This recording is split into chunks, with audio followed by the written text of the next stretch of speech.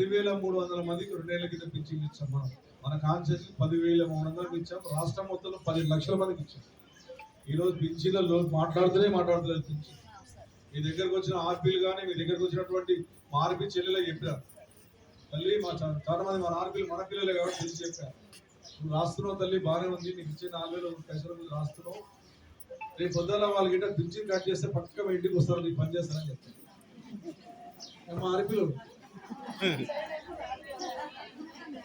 ఎవరికైనా సర్వే చెప్పారు, మీరు రాస్తున్నారు బాగానే ఉంది.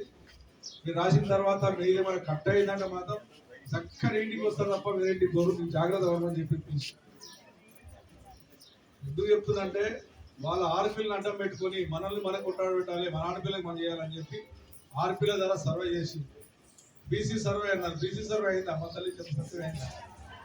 మొత్తం అయిపోయింది. గూగుల్ కాన్ఫరెన్స్ లో బీసీలో హైయెస్ట్ పాపులేషన్ మన కాన్ఫరెన్స్. నన్ను వచ్చి నన్ను అడిగిన పిల్లల్ని అడగలేదు, మొత్తం చేసి చెప్తారు. నేను ఏం చెప్పాలి?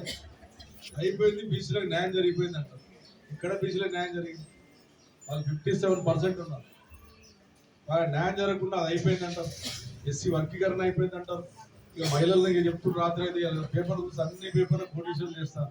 నిజంగా ఒక మహిళకు రేపు పొద్దున కోటీశ్వరులను చేస్తే నేను హామీస్తున్నా, ఇలా మా మహిళలు గిట్ట ఈ 3 ఏళ్లలో మా మహిళలు మీరు ఇచ్చినటువంటి హామీలు నెరవేర్చి ప్రతి మహిళలను గౌరవించే ప్రయత్నం చేయండి. నేనే కాంగ్రెస్ పార్టీ కోటేస్తాను మా మహిళలకు న్యాయం చేస్తాను.